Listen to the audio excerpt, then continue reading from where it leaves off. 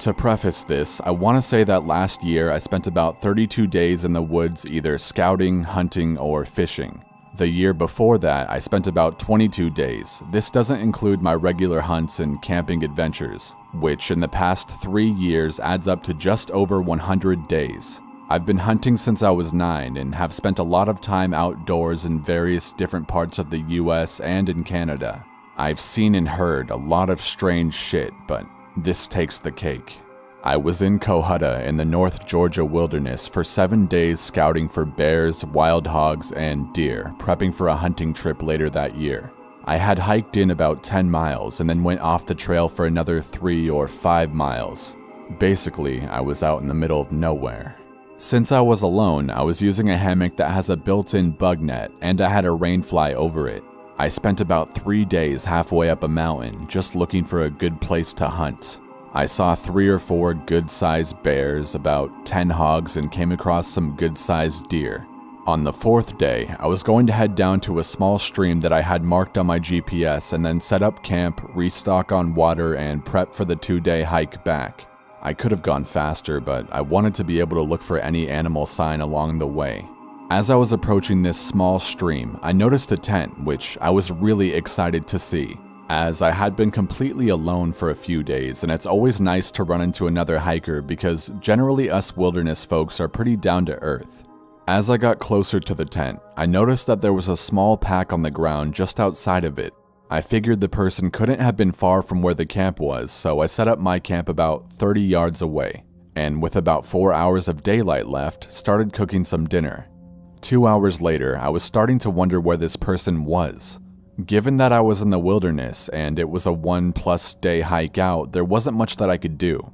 But I did hike around the site, making a circle as I went out to look for any signs of struggle in case of a bear attack or maybe they had an injury.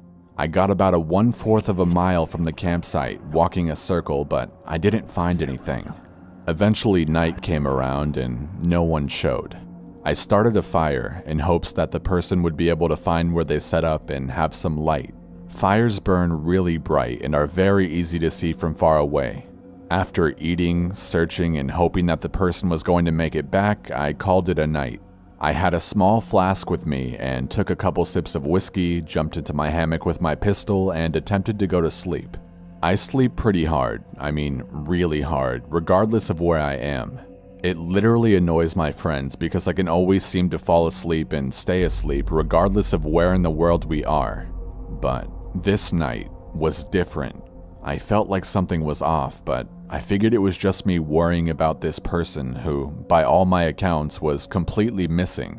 So, for the first time in my life, I woke up to the sound of what I thought was footsteps, but not in the sense of footsteps on leaves, but what a heavy-footed person would make on an old wood floor. It was extremely loud.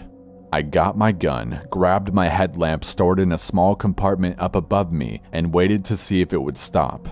Right at that moment, it did. And that's when I saw something that scared the absolute shit out of me. On my rainfly, the gleam of a flashlight, faint but there. I shouted, "Hello?" And right when I did, it sounded like 10 people suddenly running away from me in every direction. I dropped out of my hammock onto the ground, frantically turning on my headlamp and shining it all around me. But I didn't see anything. My heart was racing pretty bad, but I thought it might have just been the reflection of the moon on the rainfly. Yeah, that was it, and those footsteps running away from me was probably just armadillos or something, even though their eyes shine and they're pretty easy to spot.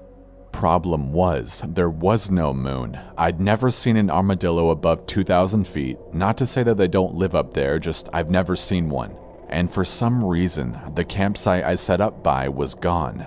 The fire had been put out by water. It was apparent because there was not a damn coal in the thing. I thought for sure it was about 4 a.m., but I had only been asleep for about an hour. At this point, I wanted to leave, but hiking out in the wilderness while it's dark is always a bad idea. So I grabbed my flask, took a swig of whiskey, removed my rainfly so I could see out of my hammock and around the area I was in, and tried my hardest to go back to sleep. I'm laying down when I saw some light hit the trees above me, and it was clear it was coming from downstream. I got out of my hammock and started yelling, "Hey, do y'all need any help?" No response. I saw whatever was putting out the light and it spun around and started heading down the stream really fast. At this point, my body had pumped more adrenaline than it had blood and I was exhausted from it all. I finally was able to fall asleep and woke up around 7 a.m. When I did, I noticed that my water filter I had left out was missing. It's a gravity filter and it hangs on a tree filtering water down into my main bladder that I put in my backpack. And my water bladder, which was sitting at the base of a tree, looked like it had been cut down the middle with a knife. They cut down my bear bag, which had food in it, and took some of it. The creepiest part of it all was that they went through my bag, which was under my hammock, while I was sleeping. I checked my bear bag before I went back to sleep the second time, and it was still there, hanging, and my bag under my hammock hadn't been touched. I packed all my shit and hightailed it out of there, keeping my pistol close to me and moving as fast as I could. I ended up making the hike back in just under 15 hours. I hiked the trail part in the night because I wasn't about to spend another night out there. I didn't see anyone on my hike out. There were no cars parked at the trailhead, and the DNR said that they had only seen my car there. Since then, I haven't gone out there without any friends. I reported all of this to the local DNR, but they looked at me like I was crazy. Maybe I am.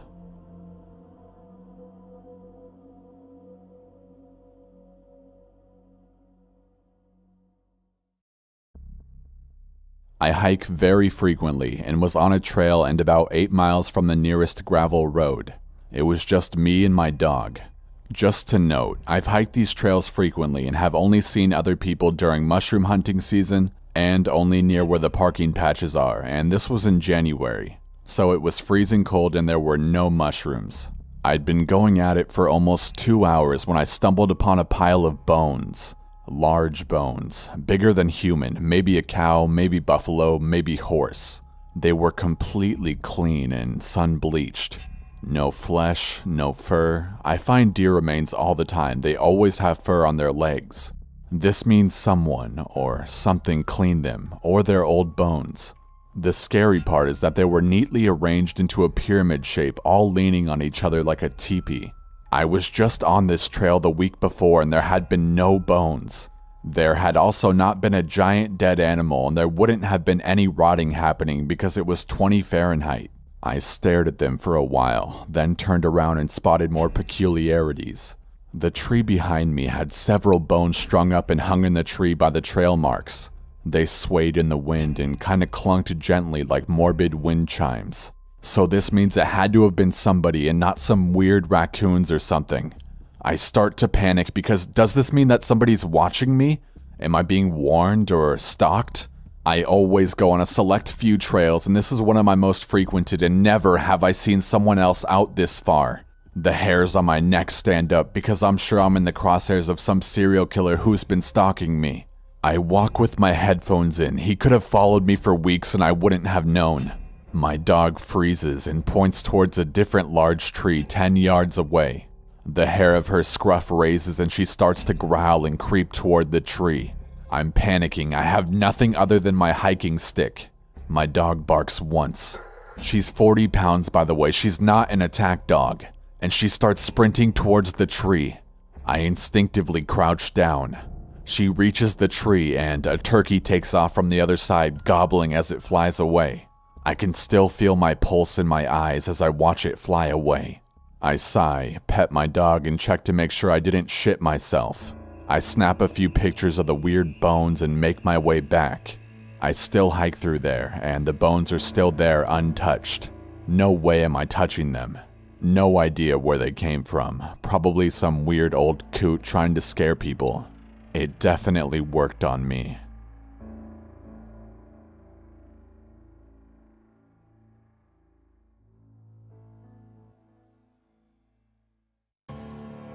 Tennessee has some real bumfucky people out in nature.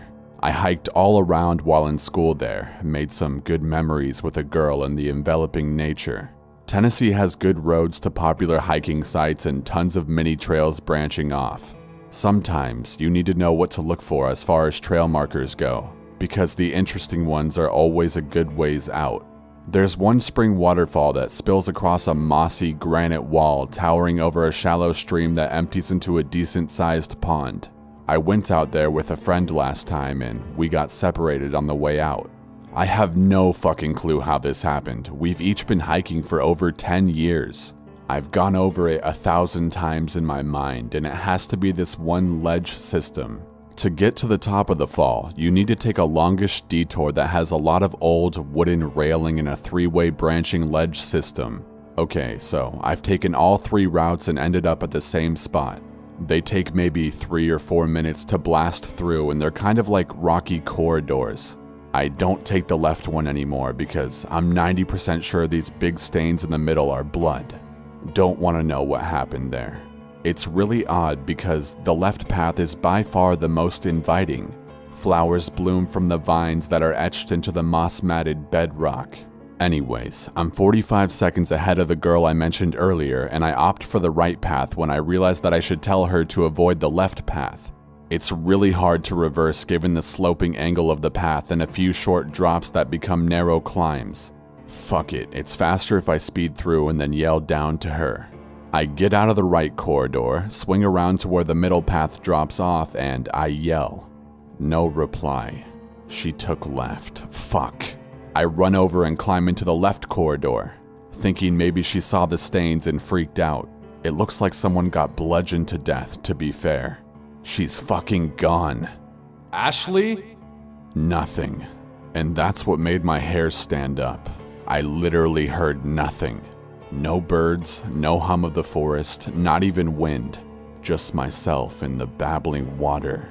I traced left all the way back and noted a few side passages if you miss a couple of the jumps. No bodies were in there or the middle. Good. I figure I may as well get to the top of the falls where I can get somewhat of an aerial view. I get there and Ashley is sitting there waiting for me. She says she took the left path with the trail guide. What? There are no trail guides. There are rangers, but she knows the difference. They wouldn't be in the rock labyrinth. This guy had a uniform on and a trail authority visor on. She knew what I was thinking based on my face and agreed that we should reverse course ASAP without us saying anything out loud. Man, it's a weird feeling when you know you're being watched. So we pretend like we're going back to the car real quick to get some more water, and so I left some fish food in a little crevice like I always did, and we left. She showed me this weird side passage that could not have existed a year ago. I walked all the way around. You had to crouch, but you could walk through the labyrinth if you kept left through. In hindsight, we should have taken another way. I think that he lives in those tunnels. She said that he kept trying to lead her in different directions, but she just followed the light and saw him standing in the tunnel as she walked the rest of the trip to the top. That means that he was there when I was looking for her. That means that she followed him before seeing the blood splatters all over the floor and walls. And that's not even the totally fucked part. The fucking fish food was on the hood of my car. Her water bottle was gone too. She had it carabinered to her pack, so he must have snuck up and taken it at some point. We hiked fast, too. We never went back, and I don't think we ever will.